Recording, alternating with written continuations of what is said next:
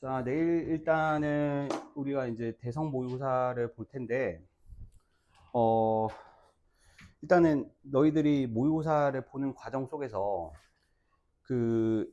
저 시간 내에 모든 문제를 평상시에 다 푸는 패턴이면 상관이 없는데, 평상시에 조금 시간이 타이트한 느낌을 받는 친구들이라고 한다면, 항상 생각을 해줘야 되는 게 전략적 후배치야.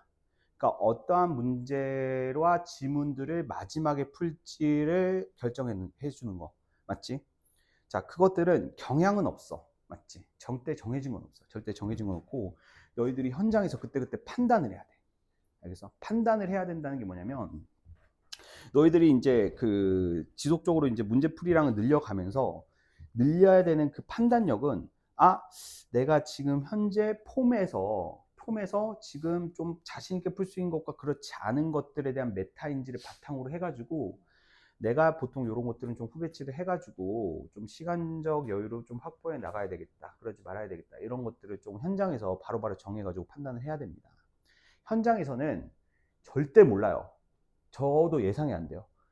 갑자기 뭐 요즘에는 인문 세트 지문과 과학 지문이 어렵고 사회 지문이 조금 쉽게 나오는 경향이 있긴 하지만 그게 절대적인 건 아니야. 그렇기 때문에 현장에서 그거를 빠르게 판단해가지고, 맞죠? 그런 것들 전략적 후배치를 통해 가지고 시간을 확보를 해가지고, 맞죠? 내가 딱 봤을 때 시간 투자가 오래 걸릴 것 같은 것들을 조금 이제 뒤에서 풀어줌으로써 정답률을 최대한 확보하는 식의 전략이 현장에서는 가장 좋은 전략이거든요. 그랬을 때 언메러들 같은 경우에는 딱 고려해줘야 되는 게 몇 개 없어. 첫 번째 35, 36 그 긴 지문 있지.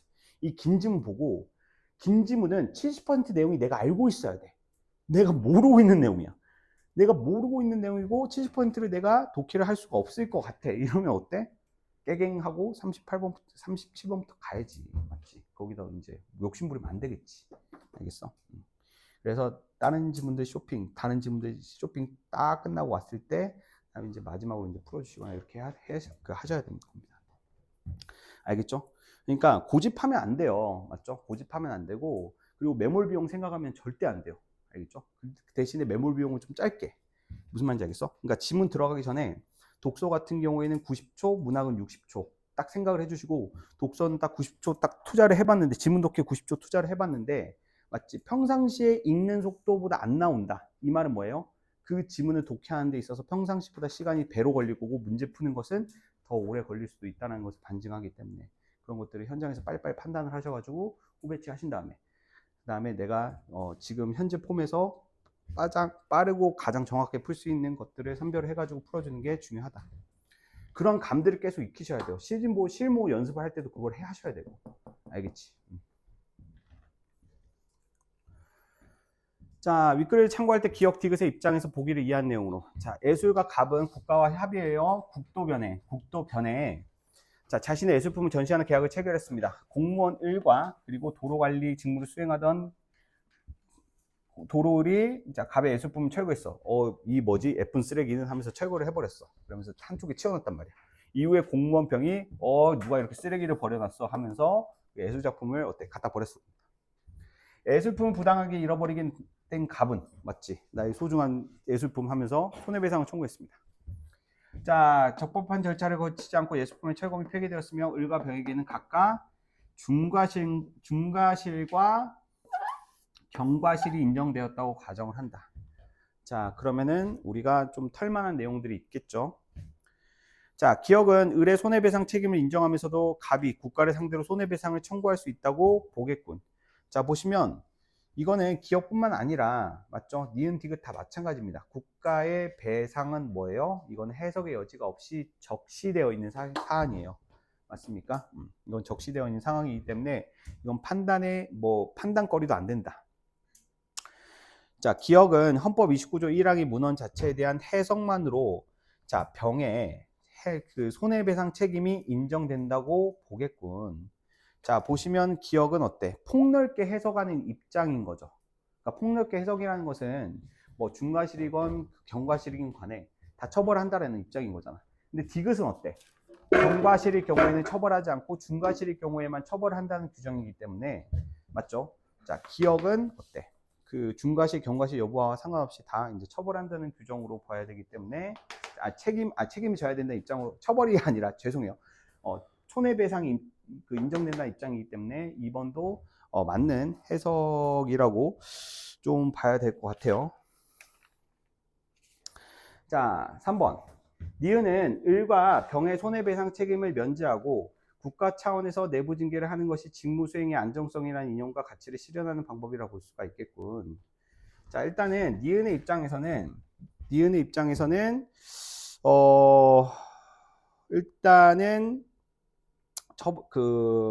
과실 여부에 따라서 이제 처벌하는 게 아니라 니은은 직무수행의 안정성이라는 이념과 결부시켜가지고 일단 공무원의 책임 인정, 개별 공무원의 책임 인정을 하지 않겠다라는 입장이죠. 맞죠? 자, 이거는 뭐 중과실이건 경과실이건 상관없이 그 개별 공무원의 책임을 인정하지 않는 입장이기 때문에 이거는 뭐 적절한 접근이라고 볼 수가 있을 것 같아요. 자, 그리고 디귿은 좀 이거 사설스럽게 나왔는데 헌법 29조 1항의 제정 목적이 직무 수행의 안정성보다 불법 행위에 대한 제재에 있다는 점을 들어. 자, 딱 봤을 때 지금 뭐 이것과 이것이 지금 비교되고 있다라고 볼 수가 있겠죠. 그러니까 21조 9항의 해석에 관련해서 지금 두 가지 해석 근거가 있다라는 점을 봤을 때 지문에서 돌아가서 아까 전에 우리가 이항독해한 것들 있죠. 자, 이게 목적문적 해석에 따라서 책임의 손해배상 책임 부과되는 두 취지 중, 그러니까 두 개의 취지가 있어. 안정성 도모라는 취지, 그 다음에 불법 행위를 제재하려는 취지.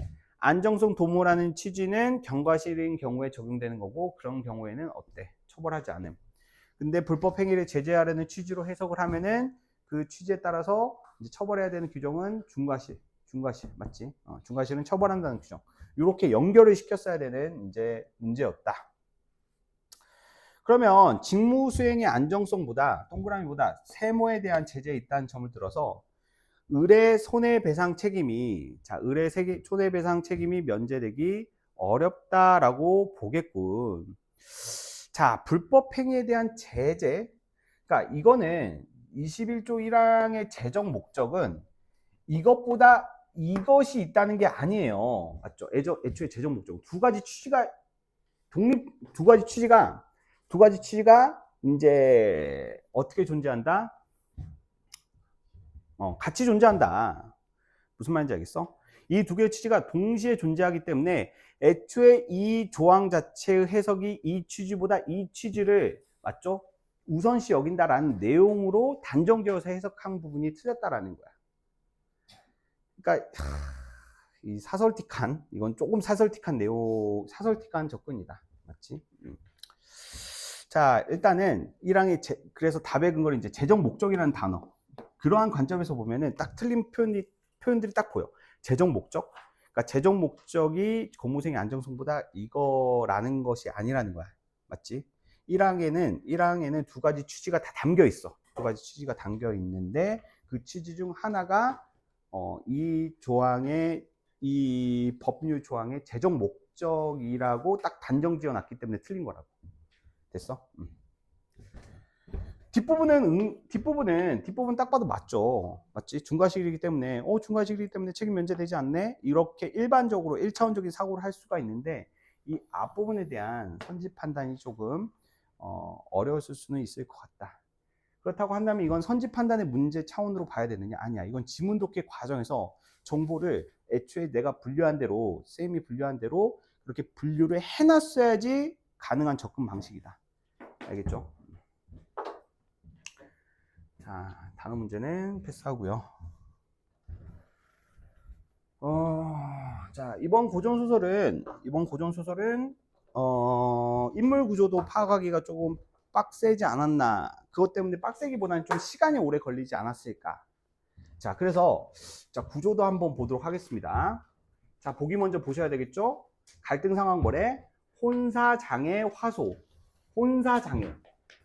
결혼 좀 하자. 결혼을 왜 이렇게 방해하는 거야? 혼사를 장애하는 혼사 장애 모티브가 등장한다.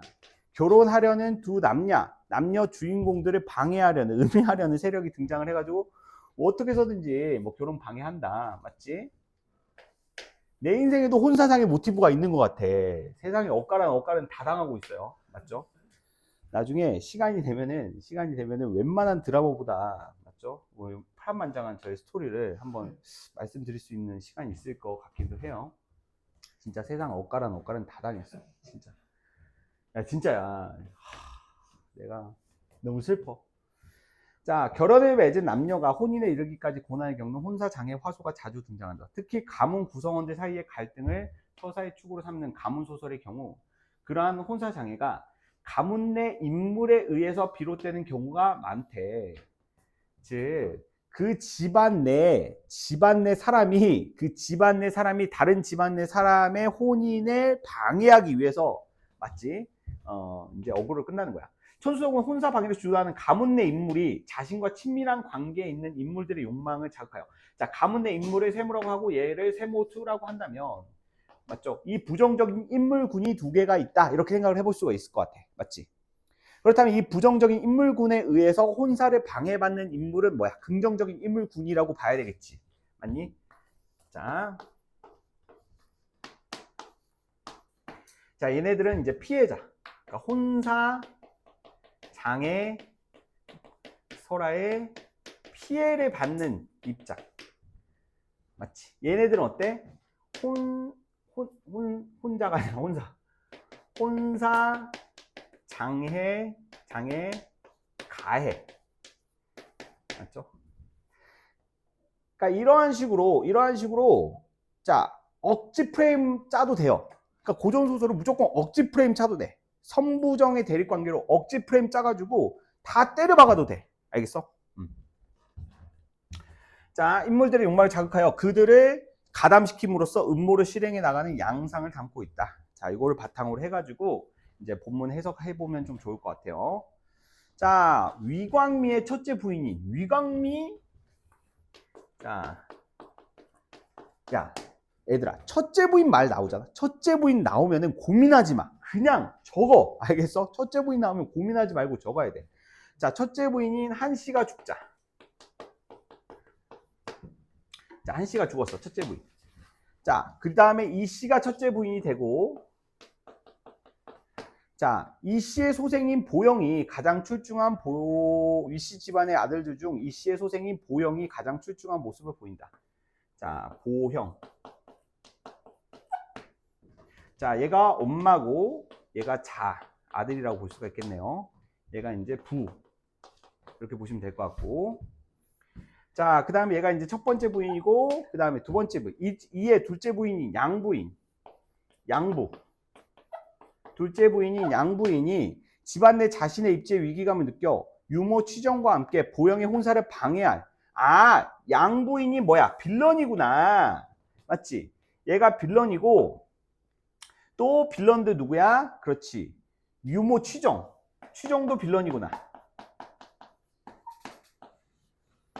자, 오늘 독서에서 나왔던 매핑, 일종의 매핑이죠. 매핑. 맞아? 관련된 것들을 다 이제 매핑해 주는 거야. 취정과 함께 보영의 혼사를 방해할 음모를 꾸미던 중, 보영의 혼사를 방해한다고 했으니까 얘가 피해자구나. 자, 양씨 가문의 친인척이 모두 모이는 곽국구의 생일잔치에 참여하게 된다. 곽국구. 자, 곽국구가 누구일까? 곽씨니까 집안 내 사람은 아니겠죠? 맞나요? 자, 보겠습니다. 양부인 빌런이었죠. 양부인이 눈을 들어 이경중의 딸 이소저를 보니, 이경중의 딸 이소저 누구야? 몰라. 앞에 안 나왔어. 몰라. 일단 보류해놔야 돼. 알겠어? 추후 서술되는 정보를 보면서 이제 후기입해줘야 돼. 아름답기 그지없으나 간악하고 음험함이 외모에서 드러나네. 어때? 관상이 쎄했다는 거야. 맞지? 얼굴은 예쁘기는 했으나 좀 싸했다는 거야. 맞지? 그래서 고기가 물을 만난 듯 기꺼이 취정에게 눈짓을 하니, 이 말은 무슨 말이야? 얘 우리 과다. 얘 우리 과다. 자, 취정이 나아가 좌중에 고할. 이소저 곱기가 만고의 이름날 만하나 세상사 기하여 이소저보다 더한 미인이 있더이다. 이게 무슨 상황일까? 아직까지는 확실하게 알 수는 없는 것 같아. 지금 현재 공간적 배경은 곽국구의 생일잔치라는 공간적 배경밖에 우리가 알 수는 없어. 맞지? 자, 계속 읽어볼게. 자, 양부인의 언니인 양씨가 대경분할. 양부인의 언니 비슷하겠죠? 양씨. 자, 대경분할. 깜놀해서 다시 물어봤어. 내 반평생 궁궐 여인들을 다 보았으나 이 소저보다 중립적인 인물이었죠. 더한 자가 없거늘 어디에 저보다 더한 미인이 있으리요. 취정이 웃음을 머금고 가로되. 자, 우리 셋째 공자의 품모가 남자 중 뛰어나시되. 자, 정혼하신 설소저는 공자보다 빼어난 망고의 숙녀시라. 자, 보세요. 앞에 주체 없이 정혼했다라는 말이 나오고 있어. 정혼은 뭐야? 결혼을 했다라는 뜻이야. 그렇다면 우리 셋째 공자와 정혼한 사람이 누구라는 거야? 설소저라는 거야. 그럼 셋째 공자가 누군지를 이제 파악을 해야 되겠죠. 자, 일단은 셋째 공자하고 설소저가 서로 혼인관계다라는 것을 알 수가 있고요. 그 셋째 공자와 혼인한 설소저가 지금 언급되고 있는 이소저보다 아름답다라고 취정이 언급하고 있는 거야. 취정은 누구였어? 양부인과 같이 계략을 꾸미고 있었던 빌런이었어. 그러니까 이게 이게 순전히 그러니까 선한 의도로 하는 말이 아니라는 필터링을 가지고 우리가 이제 바라봐야 된다는 거야. 뭔가 의도가 있다라는 식의 의미로 이 대화를 보는 게 포인트인 거야. 자, 이소저의 모친 곽씨가 곽씨, 곽국구. 아, 얘가 누구야? 모친이었구나. 모친. 자, 얘가 모친이었고, 자, 이소저의 모친 곽국구의 이소저. 근데 이소저가 이제 딸인데, 근데 곽국구는 이소저는 누구의 딸이라고 했어? 여기에 이경중의 딸이래. 그러면 곽국구는 엄마고 이경중이 아빠구나. 이경중이 부. 무슨 말인지 알겠어? 그렇다면 이경중과 곽국구 사이에 누가 태어났다? 이소저라는 딸이 태어났다. 지금 이 양씨 자매는 지금 이 곽국군의 생일 파티에 갔다고 했으니까 이 집안의 공간적 배경에 얘네가 지금 들어가 있는 상황이다 라는 거야. 그래서 이 생파의 주인인 곽국구의 딸내미를 보면서 얼굴이 이쁘긴 한데 약간 좀 관상이 싸다 이런 느낌을 받으면서 뭔가 얘네들 앞에서 지금 어그로를 끌고 있지. 너희 딸 이쁘기는 한데 근데 너희 딸보다 이쁜 애가 있어요. 그것은 우리 셋째 공자의 부인인 설소저 맞지? 막 그렇게 얘기를 하고 있는 거야. 됐어? 뭐 외부 배경 지식 없죠? 자, 어찌 기이하지 않으리요. 여기서 이제 설소저를 막 칭찬을 하고 있어. 여기서 우리가 판단해야 되는 것은 셋째 공자하고 설소저가 정혼 관계인데 이 정보를 이제 여기에만 끼워주면 될 것 같아요. 이소저의 모친 곽씨가 양부인께 문왈. 그렇지. 셋째 공자가 어느 부인의 아들이기에 그렇게 특출하뇨? 자, 셋째 부인 이씨의 아들이니 이씨의 아들인 보영이를 말하는 거구나. 보영이가 지금 셋째 공자를 말하는 거고 얘가 이제 셋째 공자라는 것을 알 수가 있고 맞지? 자, 보영이가 지금 누구랑 정혼한 상태야? 얘가 설소저랑 정혼한 상태구나 라는 것을 알 수가 있어. 무슨 말인지 알겠어? 뭔가 빡세게 정리하는 느낌은 아니지. 읽으면서 이 정도 구조도는 정리하면서 볼 수가 있을 것 같아요. 맞죠? 자, 설소저와 이제 혼인한 관계고, 그러한 이제 지금 취정이 보영과 정혼 관계인 설소저의 미모가 그렇게 뛰어나다고 지금 칭찬하고 있는 상황이야. 어떠한 결과가 이어질지 봅시다. 자, 첫째 부인 이씨의 아들이니 이는 실로 천지와 1월의 기운을 받은 자라. 그 외모와 신체뿐 아니라 학문과 효행도 고금에 드물어 가군의 아들들 중에 가군 맥락상 누구겠어? 얘겠죠. 얘가 가군이겠죠. 가군. 가나 다군 할 때 그 가군이 아니라 뭐 집안의 가장 뭐 이런 뜻이겠죠. 집안의 가장. 무슨 말인지 알겠어? 자, 아들들 중에 가장 아껴 며느리 찾기를 유난히 하다 추밀사 설정문의 딸과 정혼하니. 자, 설소저의 아버지는 추밀사 설정문이래. 설정문. 아버지 이름도 나오네. 아, 몰라. 그냥 적어놔. 나중에 필요할 수도 있어. 자, 설정문의 딸과 정혼하니 설소저 자태는 요지 신녀의 월궁선녀와 같아. 딱 봐도 뭐예요? 엄청 이쁘다라는 식의 관용적 표현을 가져온 거겠죠. 자, 셋째 아들보다 뛰어나다 하더이다. 뭐 당연히 그렇게 얼굴이 외모가 뛰어날 수가 있겠죠. 여자가 남자보단. 자, 양씨 왈 아우야 양씨. 자, 여기서 보세요. 양부인과 양씨가 있어.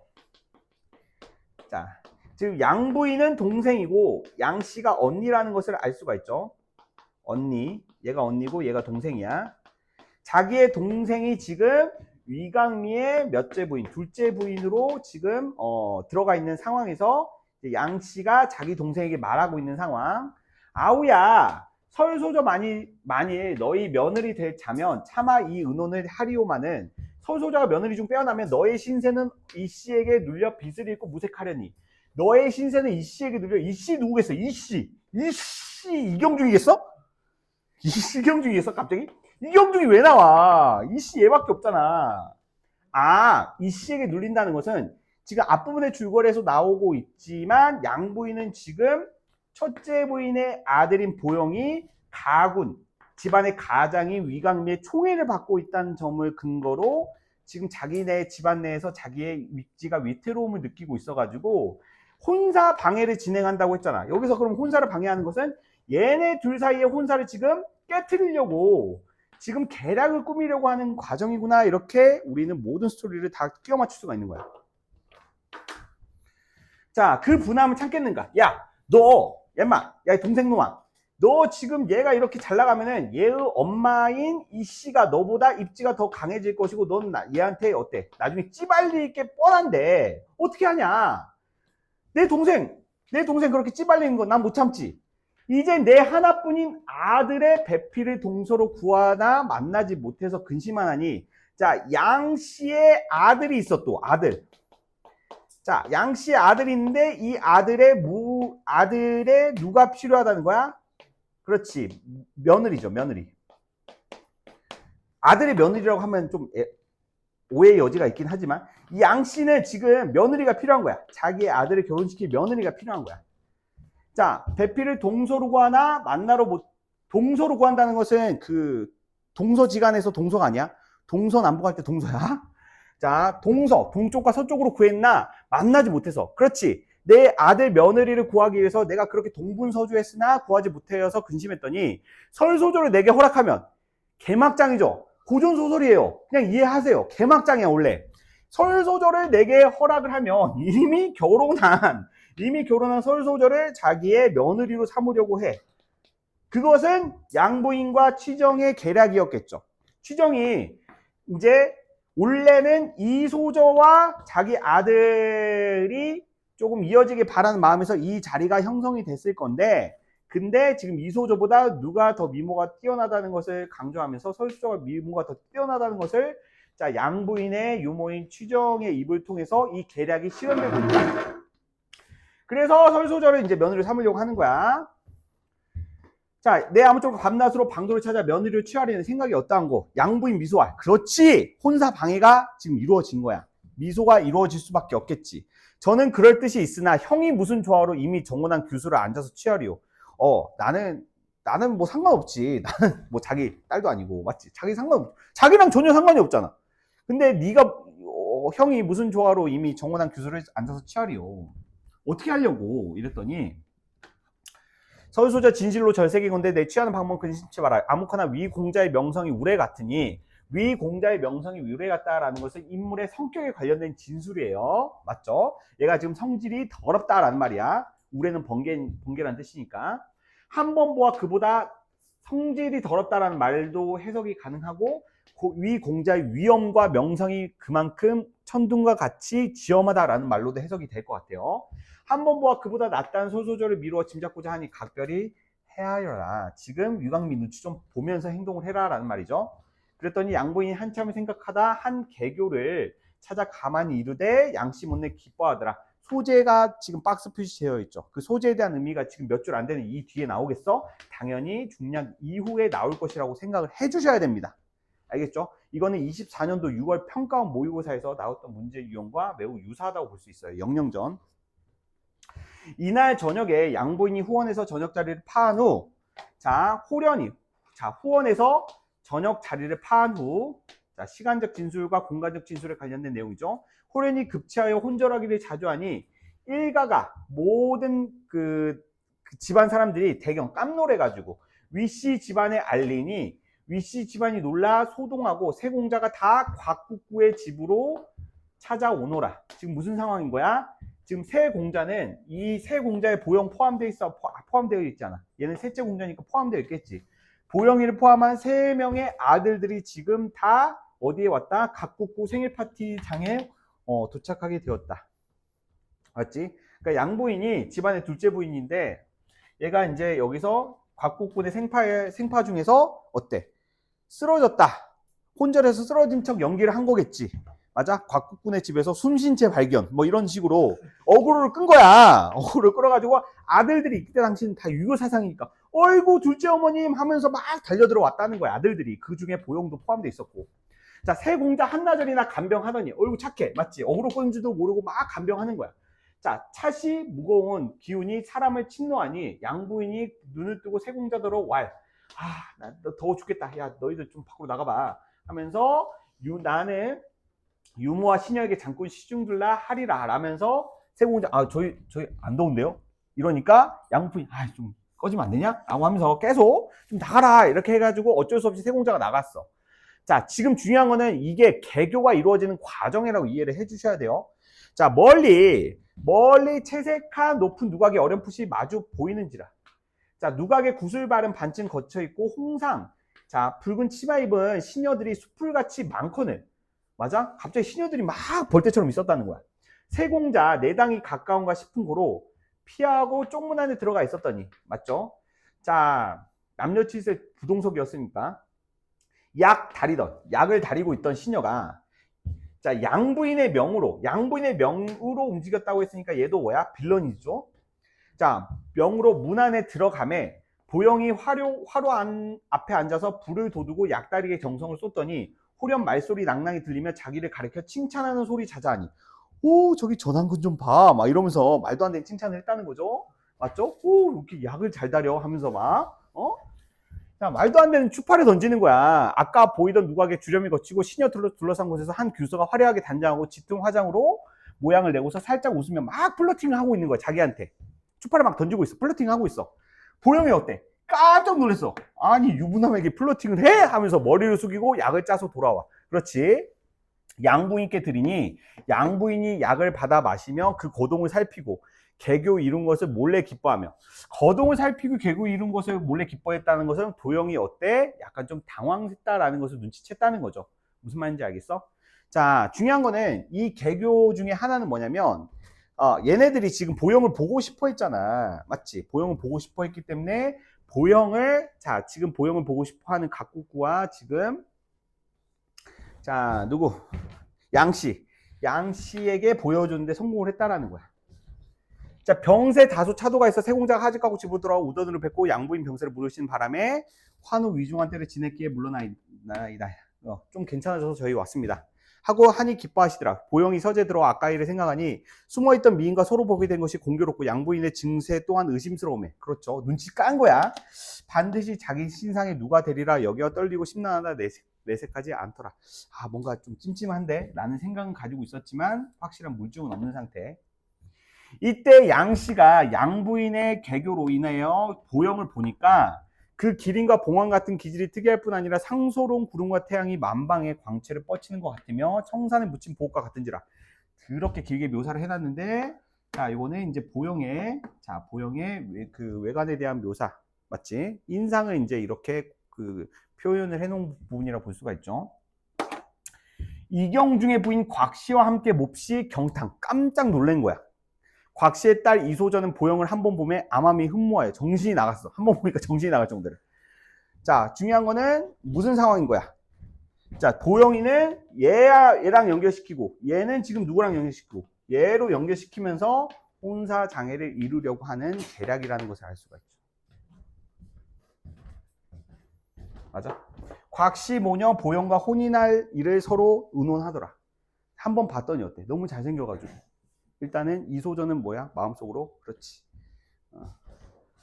자, 이미 결혼까지 했다는 거야.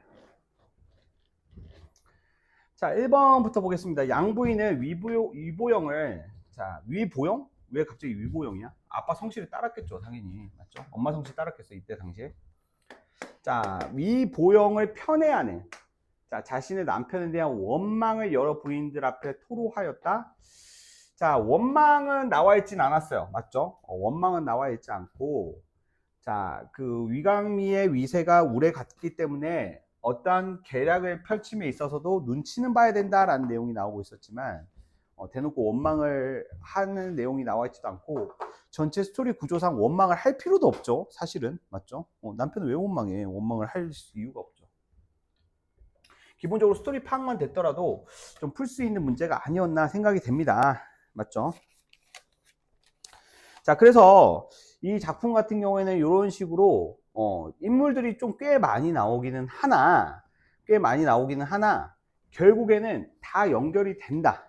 그러니까 제가 말씀드렸듯이, 그러니까 여기서 구조들을 그려야 되는 이유가 두 개 있었는데, 첫 번째는 뭐냐면 이제 가문소설이라는 말이 나왔을 때 보통 가문소설은 등장인물들이 많이 나와요.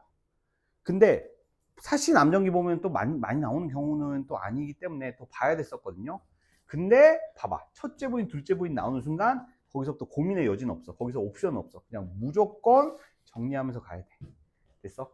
제가 설명하면서 이제 그 하느라 좀 시간이 오래 걸렸지만, 실제 여러분들이 이거 의식하면서 했다고 한다면 원래 독해했던 시간보다 한 2~30초 정도는 더 걸렸을 뿐일 정도의 시간 투자됐겠지만, 문제 푸는 것은 훨씬 더 수월했을 것이라 저는 장담할 수 있을 것 같아요. 자, 한 개교에 대한 이해로 적절한 것은 한 개교. 자, 중요한 거는 이제 중략 이후에 스토리 라인을 이제 좀 파악할 수 있느냐라는 거죠. 맞죠? 곽씨 모녀가 양부인에게 제안하여. 곽씨 모녀가 제안한 건 아니고, 자, 양씨가 양부인에게 제안한 거죠. 양씨가. 양부인이 양씨에게 제안을 한 거죠. 양부인이 양씨에게. 자, 위보영이 가족들에게 이소저의 아름다움에 대해서 찬탄하는 마음을 드러냄으로써 성취가 된다. 죄송해요. 자, 위보영은 어때? 지금 곽국군의 집에 갔다 온 일을 찜찜하게 생각하고 있었고, 어떤 누구에게도 이제 뭐 이렇게 마음을 준 적도 없고 플러팅에 넘어가지도 않았어요. 맞죠? 자, 위보영이 양부인의 의도를 알고 있음에도 아랫사람으로서 도리 때문에 피하지 않은 것이다. 의도를 알고 있음에도 라는 말은 틀렸죠. 그러니까 못내 의심스럽다라는 말 정도만 나와 있지, 그 의도나 저희를 확실하게 파악했다라는 단서는 없었습니다. 무슨 말인지 알겠어요? 뭔가 의심스럽다. 그러니까 의심스럽다는 것은 양부인의 증세. 아무리 봐도 이제 둘째 어머니 좀 꾀병 같은데, 별로 안 아픈 것 같은데, 막 이런 식으로 의심만 했지, 그 의도, 모든 개그의 의도까지 알고 있지는 못하다라고 보는 게 스탠다드하겠죠. 양분이 앓고 있는 병의 위중함보다 실제보다 부풀려져서 위시집안에 전해지게 되는 결과를 초래한다. 병의 위중함이 애초에 병을 앓지도 않았죠. 맞죠? 병을 앓지도 않았기 때문에 답이 될 수 없고요. 양분이 위보영을 자신이 있는 곳으로 오게끔 하여서. 자, 중요한 거는 이 곽국군의 집으로 찾아오니라라는 부분에서 곽국구의 집을 공간적 배경으로 표시를 할 수가 있었느냐라는 기본기. 맞죠? 늘 고전소설은 시간적 배경, 공간적 배경에 관련된 진술은 다 박스 표시 쳐주셔야 돼요. 맞죠? 그 시간적, 공간적 배경의 변화 지점에 관련된 진술을 많이 물어보기 때문에. 맞지? 그렇다고 한다면 위보영이 자신 있는 곳, 그 곽국군의 집으로 오게끔 해서 다른 이들이 위보영을 볼 수 있도록 상황을 꾸미도록 해가지고, 자, 특히나 얘네들이 지금 어때? 그 보영이 보고 푹 빠졌죠. 맞아요. 보영이 보고 푹 빠져가지고, 내 남편, 내 사위, 뭐 이러고 있잖아, 지금. 자, A와 B에 대한 설명으로 가장 적절한 것은 A와 B. 이것도 크게 어렵진 않았던 것 같은데, A는, 자, A 같은 경우에는, 그렇지, 새 공자. 그 양씨가 이제 새 공자들을 밖으로 쫓아내고, 새 공자들이 밖으로 나가서, 양씨의 계략대로 다른 이들에게 지금 보영이가 노출되고 있는 그 상황을 말하는 거고요. 자, B는 양부인의 개교가 실현된 이후에 그 결과가 곽국구하고 이소저에게 미치고 있는 영향에 대한 정보를 나타내고 있어요. 맞죠? 자, 그래서 답은 보시면 A는 과장된 비유를 통해서 과장된 비유. 자, 과장된 비유가 나타나고 있느냐? 뭐 비유법은 비유법 자체도 나타나 있다고 보기는 힘든 것 같아요. 비유법 자체가 없어요. 비유법 자체가 좀 찾아보기 힘들어서 과장 여부까지도 판단할 수가 없을 것 같고, 자, 감각적이고 사실적인 묘사, 이게 뭐예요? 과장적 비유라고 볼 수가 있겠죠. 이게 이제 과장적인 비유라고 볼 수가 있어요. 자, A는 타인의 시선을 느낀 인물의 반응. 자, 이런 식의 서술상의 특징에 관련된 부분들 보면은 궁금하게 딱 봤을 때는 좀 중립적인 해석에 관련된 선지들이 보통 답이 되는 패턴들이 있어가지고 이런 부분들이 나오면은 조금 해석을 집중적으로 해주시는 게 좋다. 자, 중요한 거는 어때? 보영이가 누구의 눈빛을 느꼈어? 자기에게 추파를 던지는, 플러팅을 하는 그 시녀의 시선을 의식하는 부분이 나타나고 있었어. 맞지? 그걸 보면서 깜놀했잖아. 깜놀. 맞지? 자, 그리고 B는 그 인물에게 시선을 보낸 이들은 누구였어? 그렇지, 이소저였어. 이소저. 맞아? 이소저하고 이제 곽씨였단 말이야. 걔네들이 이제 반응이 나타나고 있죠. 막 경탄했다. 이런 말. 맞지? 경탄. 경탄했다. 어? 어떤 거? A의 어디에 비유법 있죠? 아, 숲을 같이. 비유법 찾았네요. 저는 못 찾았었는데 잘 찾았네요. 저는 못 찾았습니다. 자, 숲을같이 많다. 숲을같이 많다. 그러면은 이거는 과장적 비유가 쓰였다고 봐야 될 것 같아요. 숲을같이 많다. 저는 이거 못 봤어요. 저는 이거 못 봐가지고, 저는 솔직히 말하면 요거 보고 판단했습니다. 저는 요거 보고 판단했어요. 요거 보고 판단해가지고, 저는 문제풀 때 못 봤어요. 잘 봤어요. 자, 여튼지 간에, 그래서 이제 2번으로 좀 봐야 될 것 같아요. 자, 그 다음에 21번은 보겠습니다. 취정이 잔치에 참여한 부인들 앞에서 이소저보다 더한 미인들이 있더구나 라고 이보영에게 정원한 설소저의 이야기를 꺼내는 것은 양부인과 가까운 이들이 혼사 문제를 화제로 삼게 하려는 의도에서 비롯된 것이겠군.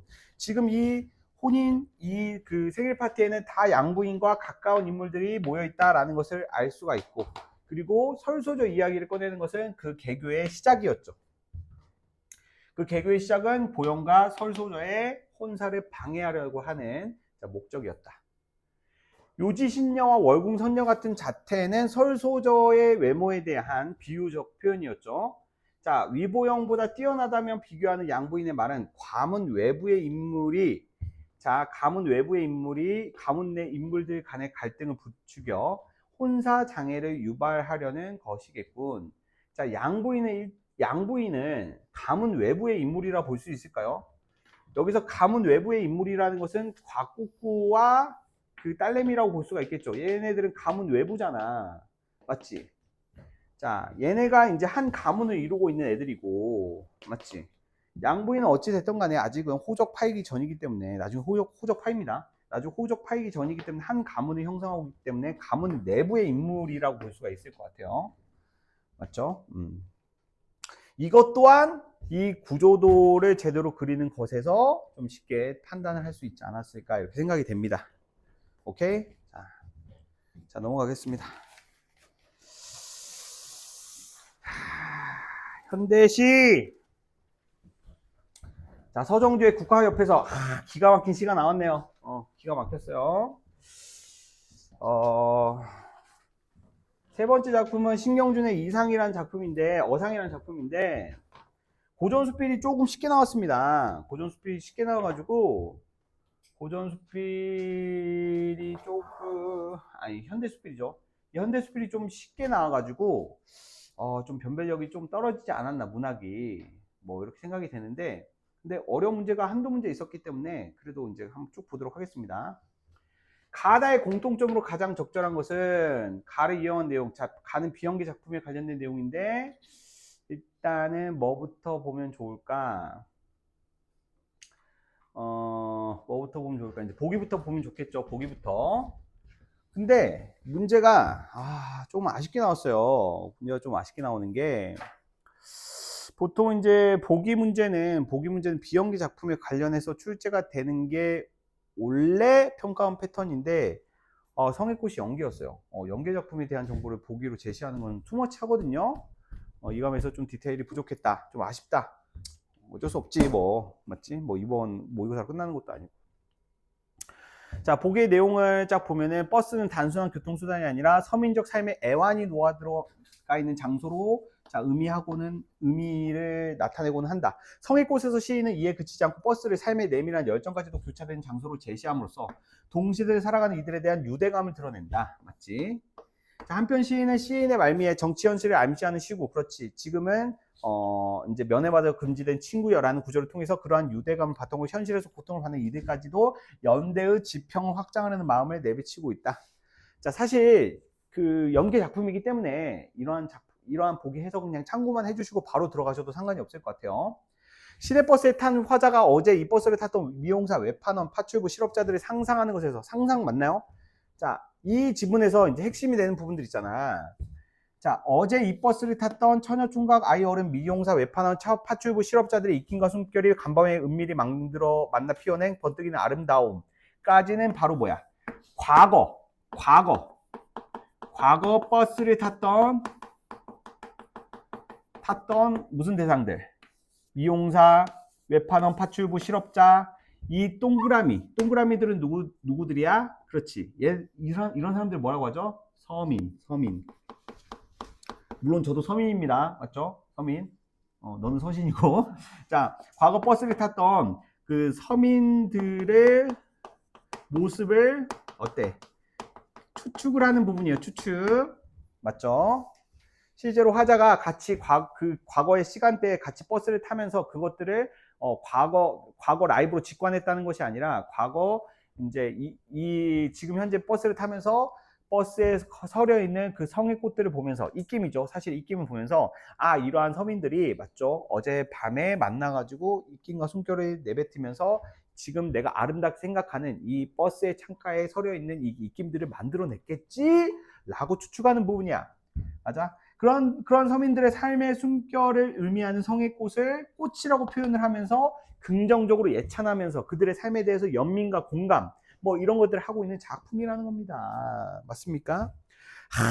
차가운 아름다움, 어느 누구의 막막한 한숨이던가 누군가는 막 한숨 어린 시선으로 만들어낸 성인꽃도 있을 것이고 누군가는 하루를 새벽부터 열정적으로 사는 사람들이 만들어낸 열정 숨결도 있을 것이고 라고 하면서 다양한 서민들의 삶에 대해서 공감, 연민, 위로 뭐 이런 것들을 던지고 있는 작품이다. 그러면서 플러스 뭐 해주고 있다? 마지막에 시상의 전환, 장면의 전환이라고 볼 수가 있어요. 장면의 전환, 시상의 전환을 통해 가지고 맞죠? 이제 사회적인 무거운 분위기에 의해서 지금 고통받고 소외받고 있는 그런 세상 사람들의 그 대상들에 대한 연대의 지평까지도 인식의 확장을 보여주고 있다는 것이 보기의 해석을 통해서 바라본 성의꽃이라는 겁니다. 자, 제가 조금 뭐 빠르게 설명을 하긴 했지만 맞죠? 성의꽃은 제가 이제 설명을 했던 것이 바로 이해될 만큼의 배경지식화가 된 내용이 머릿속에 이미 있었어야 돼요. 맞죠?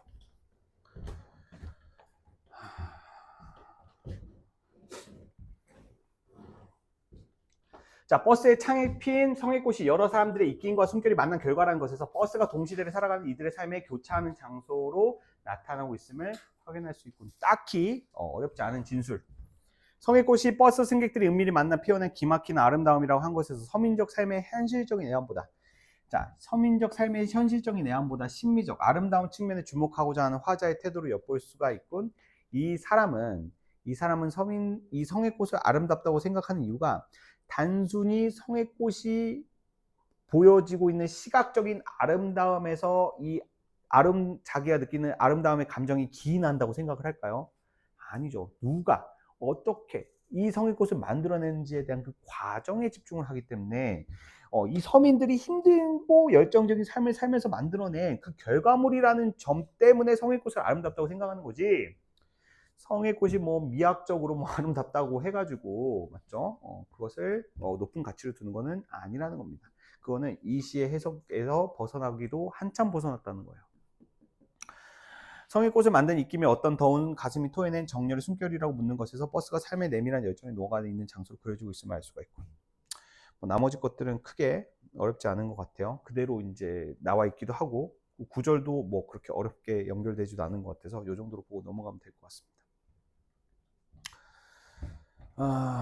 그러면은 바로 표현상의 특징과 관련된 부분 보도록 하겠습니다. 자, 요거 한번 판단해 보실래요? 자, 그래서 가, 나, 다 이렇게 적어놨잖아. 어찌됐든 간에 관련된 문제를 먼저 풀잖아. 관련된 문제를 먼저 풀면 어찌됐든 간에 강제로 한 작품은 강제로 감상을 했다는 거죠. 그러면은 자, 나 기준을 통해 가지고 먼저 한번 판단을 해볼까요? 나 기준을 통해서. 자, 일상 속에서 얻은 비판적 성찰의 내용을 진술하고 있다. 자, 비판적 성찰의 내용. 비판적 성찰의 내용 나타나고 있어요.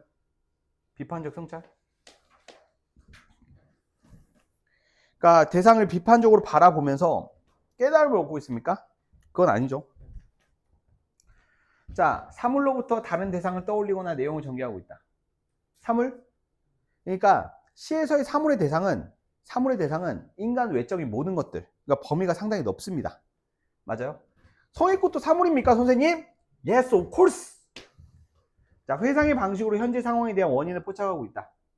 현재 상황에 대한 원인을 포착하고 있다. 자, 그럴듯한 진술이라고 볼 수가 있을 것 같은데, 회상의 방식입니까? 자, 보세요. 자, 여기서 이제 OX를 대답해봐. 회상은 내가 경험한 것에만 한정되지 않는다. OX. X예요. 회상을 하려면 내가 경험한 걸 회상을 해야지. 경험하지 않는 걸 회상을 어떻게 해? 닥터 스트레인지야? 맞아? 무슨 경험하지 않은 것을 회상을 할 수 있냐고. 말이 안 되는 거야. 회상이라는 것은 자신이 직접적으로 경험한 것들만 떠올릴 수가 있다라는 거야. 그러니까 이 부분은 자기가 경험했어. 이 미용사, 외판원, 파출부 실업자들이 이렇게 해가지고 그 버스 창문에 이 성애를 서리게끔 하는 그것을 실제로 봤냐 이거야. 아니야. 추측이라고. 무슨 말인지 알겠어?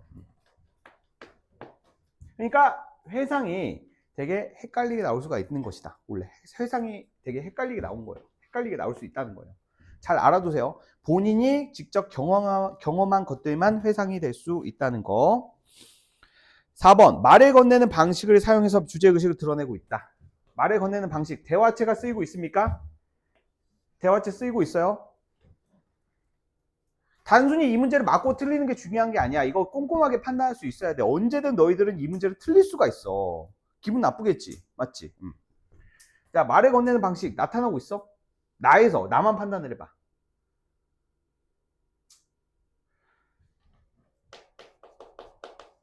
잘 모르겠어요?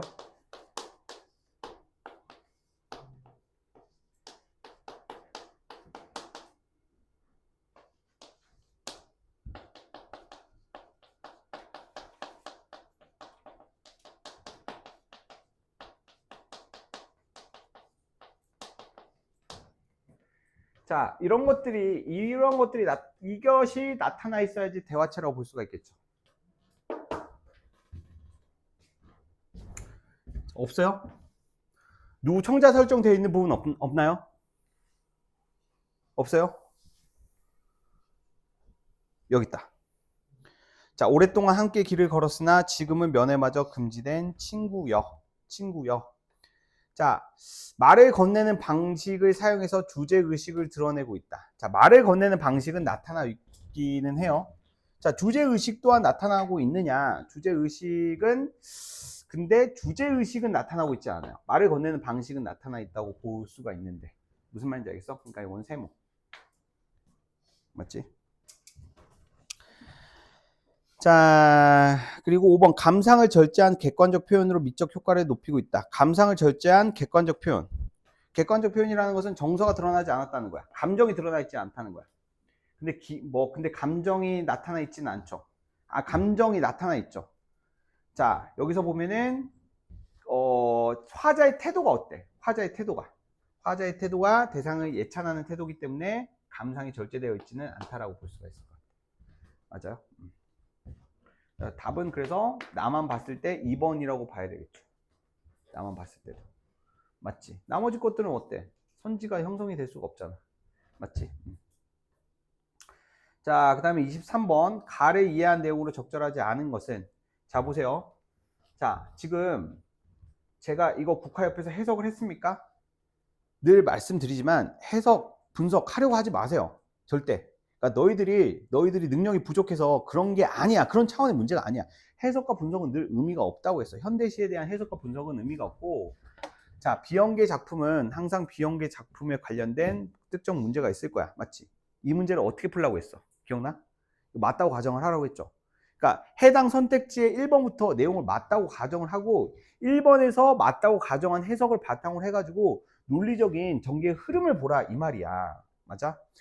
비연계 작품은 너희가 모르는 작품일 가능성이 높아. 물론 국화 옆에서 아는 친구도 있겠지만 국화 옆에서라는 작품이 애초에 어려운 작품이에요. 안다고 한들 그 내용이 정확하게 막 엄청나게 디테일하게 기억난다거나 이럴 가능성도 좀 희박해. 무슨 말인지 알겠어? 그러니까 선지에서의 해석에 의거해가지고 이거를 최대한 이용해 먹는 거야. 이용. 알겠어? 선지를 이용한다라는 느낌. 맞다고 가정을 하는 거야.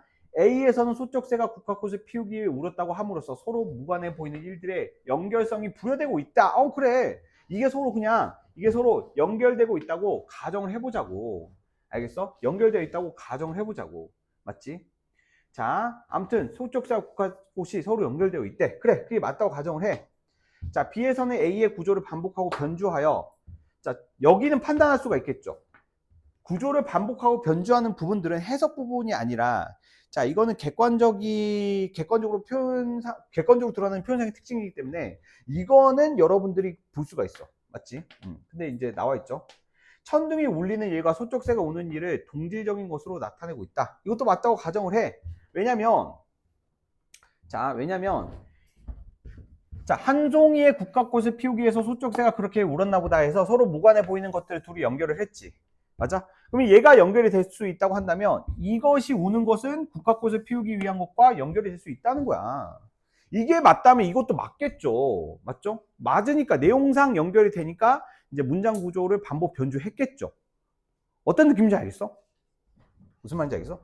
그러니까 여기서 선생님 1번이 답일 수도 있잖아요. 선생님이 1번이 맞다고 하잖아요. 1번이 답일 수도 있어요. 당연히. 근데 1번이 답이라고 한다면 2번부터 1번을 이용한 논리 구조가 좀 이상해질 거야. 근데 여기서는 두 개의 논리 구조가 어때? 연결이 되잖아. 1번은 맞다고 가정을 했을 때. 자, 그러니까 1, 2번은 절대 답이 될 수 없다는 거야. 맞아? 3번. C에서는 국화를 젊음의 뒤안길에서 돌아온 존재와 결부함으로써 젊음의 시기를 지닌 원숙한 상태를 떠올리게 하고 있다. 젊음이 지났어. 젊음이 지났으면 뭐예요? 늙음이요. 네, 맞습니다. 늙었어요. 젊음의 뒤안길이 지났으니까 늙음이겠죠. 근데 그 늙음이라고 너무 좀 직관적으로, 너무 좀 노골적으로 표현하기보다는 젊음이 지난 원숙한 상태. 그렇죠. 약간 좀, 성숙한 상태를 의미하는 표현이라는 것은, 자, 우리가 일반적으로 생각을 해볼 수가 있을 것 같고, 그리고 아쉬움에 가슴을 조이던 먼 젊음의 뒤안길에서 이제는 돌아와 거울 앞에 선 내 누님같이 생긴 꽃이요. 자, 젊음의 시기를 지난 원숙한 상태를 떠올리게 하고 있다. 원숙하다라는 것은 성숙한 대상이라는 것을 볼 수가 있는데 중요한 거는 꽃을 그냥 꽃이라고 표현하지 않고 누님과 같은 꽃이라고 표현을 했어. 누님이라는 거는 나보다 나이가 많은 존재라는 의미잖아. 그렇다면 국화꽃이 젊음 지나서 내 누님과 같다는 것은 뭔가 원숙해졌다는 이미지와 연결시킬 수도 있을 것 같아. 뒤에서는 내게는 잠도 오지 않았나 보다라는 표현을 통해서 화자 자신이 겪었던 감정적 체험 역시 국화와 연결된 것으로 나타나고 있다. 자, 노란 너의 꽃잎이 피려고 간밤에 무서리가 저리 내리고 내게는 잠도 오지 않았나 보다. 즉 국화가 피는 것이 내 삶과 관련이 있기 때문에 내가 국화꽃이 피는 것과 내가 잠이 오지 않는 것이 서로 인과적으로 종속관계에 있다는 것을 확인해 볼 수가 있잖아. 맞지? 너의 꽃이 피기 위해서 그렇게 자연현상도 너가 꽃이 피는 것에 대응이 되고, 그리고 내가 잠이 오지 않은 것도 너의 꽃이 피려고 하는 것과 연결되어 있다는 거잖아. 맞지? 그러니까 이 어려운 선택지, 어려운 내용은 아니야. 그냥 내가 지금 잠이 오지 못하는 것을 지금 국화가 피는 현상과 연결시켜서 해석을 하고 있다는 건데, 자, 우리는 충분히 연결된 것이라고 볼 수가 있을 것 같아요. 5번. 뒤에서는 시의 인재를 간밤으로 표현하여 시간의 경과를 나타냄으로써 보다 성숙해진 화자의 내면을 드러내고 있다. 자, 지금 틀린 내용이 한 2개 정도 있어요. 자, 틀린 내용이 2개 정도 있는 것 같은데, 자, 일단 하나는 뭐가 좀 그 논리적으로 틀렸을까요? 자, 뒤에서는 시에 이제는 돌아와 내 거울 앞에 선 내 누님같이 생긴 꽃이여. 이제라는 시간적 진술은 자, 꽃이 핀 상태의 국화꽃에 관련된 시점이라 볼 수가 있어. 그러니까 지금 꽃이 누님같이 생긴 꽃이여라는 말은 이미 피어있는 꽃에 대한 진술인 거잖아. 됐어? 자, 노란 내 꽃잎이 피려고라는 것은 뭐야? 아직 피지 않은 상태야. 간밤에, 그렇다면 간밤이라는 시간은 어때? 꽃이 피기 전의 상황이니까 이 누님같이 생긴 꽃이여의 인재와는 그 인재의 시점이 아닌 그 전의 시점이라는 거죠. 그러니까 시점에 관련된 진술이 틀렸다는 거야.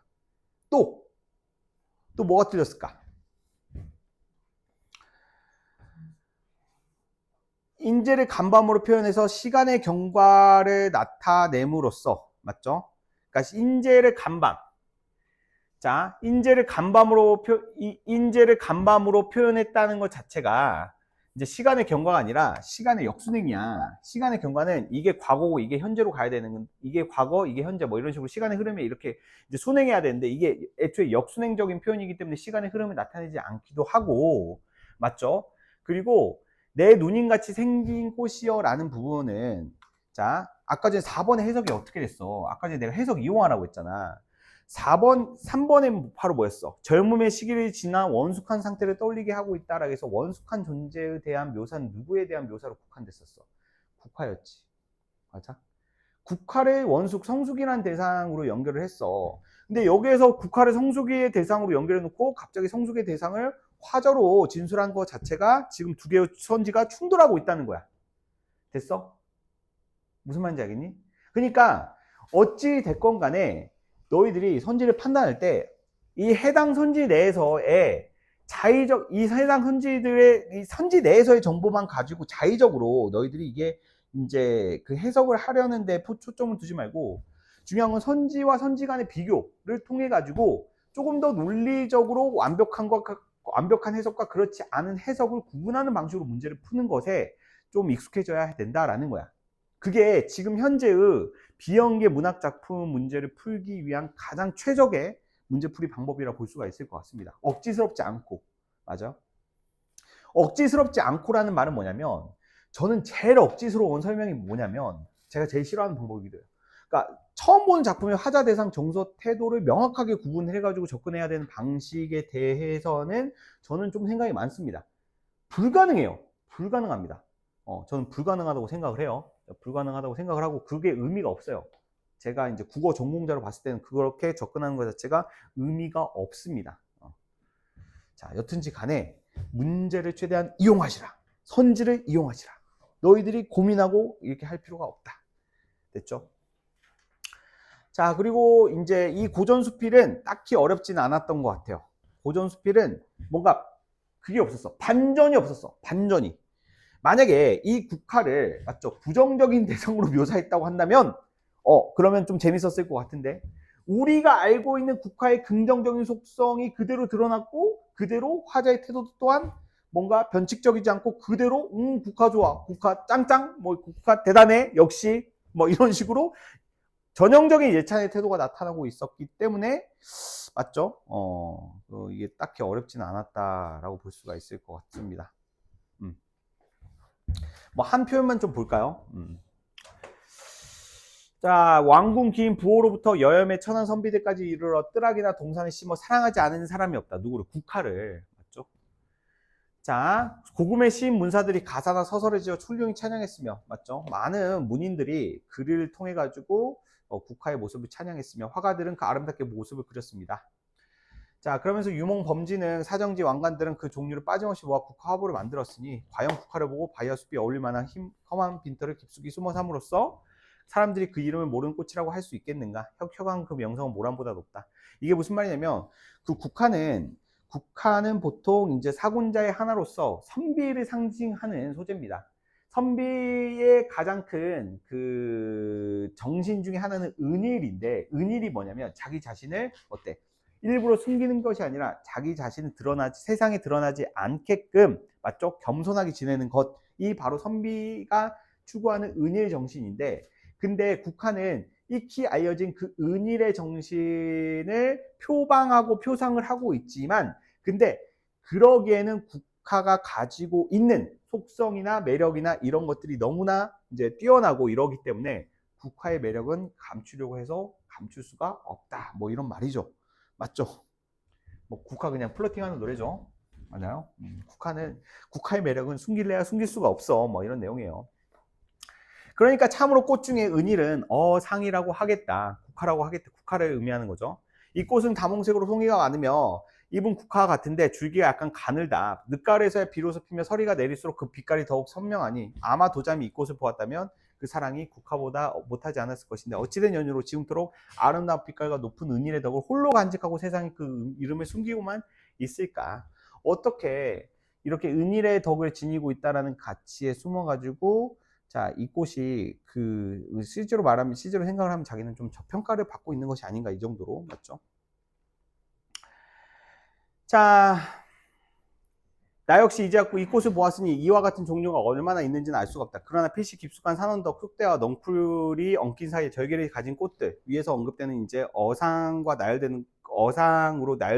어상과 속성이 같은 속성, 그 꽃들이죠. 어상처럼 숨어 살고 있을 것이다. 자, 참답게 사냐에 숨어 사는 선비들은 이런 꽃들을 알겠지만 설령 알고 있는 자가 있다고 하더라도 이런 꽃들이 도잠처럼 글을 지어 이름을 널리 드러내 주기를 바라라. 그렇죠. 이 어상이라는 꽃처럼 세상에는 드러나지 못한, 맞죠? 국화처럼 아름답고 그러한 속성을 지니고 있는 꽃들이 많으나 세상에 그렇게 가치가 드러나지 않은 그런 꽃들도 많다. 뭐 이런 식의 내용인데 뭐 무난했습니다. 선생님, 근데 수필이 2년 전에 어려웠잖아요. 올해 수필이 어려워질 수 있을까요? 그건 저도 모릅니다. 유평 봐야 될 것 같아요. 유평 봐야 될 것 같은데, 그렇다고 해가지고 유평 보고 좀 판단을 해도 될 것 같아요. 맞죠? 수필이 뭐 작년 기준으로 봤을 때는 또 그렇게 어렵게 나오진 않아가지고, 맞죠? 자, 보겠습니다. 국화에 대한 옛사람의 평가를 제시함으로써 그 평가가 국화에 대한 세간의 인식에 영향을 주었음을 시사하고 있다. 자, 선지가 어렵지 않았기 때문에, 맞죠? 뒤에 것 답이 되는 것들만 좀 볼게요. 어상의 이름이 알려지지 않은 이유를 규명이 뭐예요? 예를 들어서 설명하다, 맞죠? 설명하다라는 뜻이죠. 뭐 설명을 하거나 이유를 밝히고 있지는 않기 때문에 규명이라는 단어만 명확하게 알 수가 있었다고 한다면 쉽게 알 수가 있지 않았을까. 자, 그리고 27번. 자, 27번. 자, 오늘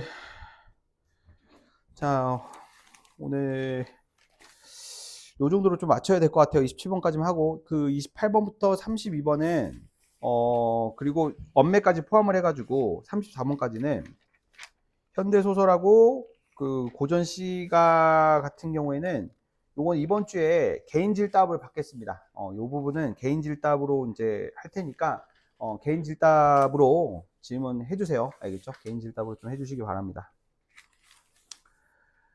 자, 다음 시간에는 무조건 3시간에 끝낼게요. 무조건 3시간에 끝낼게요. 알겠죠? 무조건 3시간에 끝낼게요.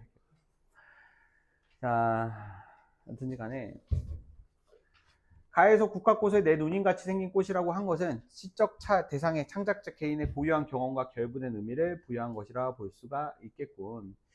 창작 개인의 고유한 경험이 뭐 결부되어 있다. 뭐 개인적 상징이 있다. 그러니까 우리가 누구나 다 공감할 수 있는 비둘기는 평화의 상징 뭐 이런 것들은 관습적 상징이라 볼 수가 있고, 맞지? 자, 어머니 보름달을 보면서, 맞죠? 항상 보름달이 뜰 때마다 어머니는 나에게 맛있는 음식을 해주셨다라는 개인적 경험이 있다고 했을 때 보름달을 보면서 어머니의 사랑을 떠올리는 것은 개인적 뭐 상징 뭐 이런 거라고 볼 수가 있겠죠. 무슨 말인지 알겠어요? 자, 국화꽃을 내 누님같이 생긴 꽃이라고 한다면 내 누님이 보통 명사입니까? 아니죠. 화자의 개인적 경험과 관련된 대상이기 때문에, 자, 국화를 요걸로 표현한 것은 개인 시적 대상의 창작자 개인의 고유한 경험과 결부된 의미를 부여시킨 거겠죠. 왜냐하면 내 누님은 화자만 아는 대상일 것이기 때문에. 가의 무서리는 고통을 의미하는 관습적 상징인 서리와 결부된 소지로서, 그러니까 서리는 눈 내리기 전에 하얗게 내리는, 자, 그런 것들을 말하는데 보통 시련과 고난, 맞죠? 고통 이런 의미로 상징적으로 많이 쓰입니다. 시인은 무서리를 받고 꽃을 피운 국화꽃의 고통을 통해 성숙을 이룬 존재라는 의미를 부여하고 있군. 그렇죠. 관습적 의미가 부여됐다고 한다면 충분히 이 국화꽃은 서리를 이겨내고 그 생명력을 피워낸 참된 존재라는 의미 충분히 부여할 수 있다고 볼 수가 있을 것 같습니다. 다에서 서리는 시련의 의미를 나타내는 관습적 상징으로 글쓴이는 서리 속에서 꽃의 빛깔이 선명해지는 어상에 대해 결계를 지니 긍정적인 존재라는 의미를 부여하고 있군. 자, 이것도 일반적으로는 좀 어렵지 않았던 것 같아요. 4번. 다에서 국화는 절개의 의미를 가진 관습적 상징으로 글쓴이는 국화에 부여된 이러한 의미를 부정하는 방식. 자, 오히려 다가 변주나, 맞죠? 기존 통념을 비판하는 내용이 나오지 않아서 혹시 그러지 않았을까라고, 내가 모르는 게 있지 않았을까라고 한 번 더 꼰 친구들은 여기서 당할 수 있을 것 같은데, 이거 다는 순수했어요. 맞죠? 다 글은 순수하게 꼬지도 않았어요. 자, 여튼 간에 이 정도로 하겠습니다. 사실 30분 더 해서 나머지 더 할 수도 있겠지만, 맞죠? 저 그냥 좀 그만하고 싶어요. 오늘 너무 힘들어요. 그만하고 싶어요. 자, 고생하셨습니다. 자, 말씀드렸듯이, 자, 두 가지만 딱 전달하고 끝낼게요. 자, 일단은, 나머지 문제들과 엄매 부분들은 개인 피드백, 제가 이번 주에 언제 갖고 오건, 일단 질답은 쓰세요. 질답은. 알겠죠? 질답은 쓰시면 제가 무조건 그날 1순위로 처리를 해드리겠습니다. 자, 그리고 두 번째, 그 한수 모의고사 추가적으로 좀 풀이 원하시는 분들은 이것도 질답지나 이런 식으로 개인적으로 좀 요청하세요. 알겠죠? 자, 고생하셨고 내일 모의고사 잘 보시기 바랍니다. 화이팅!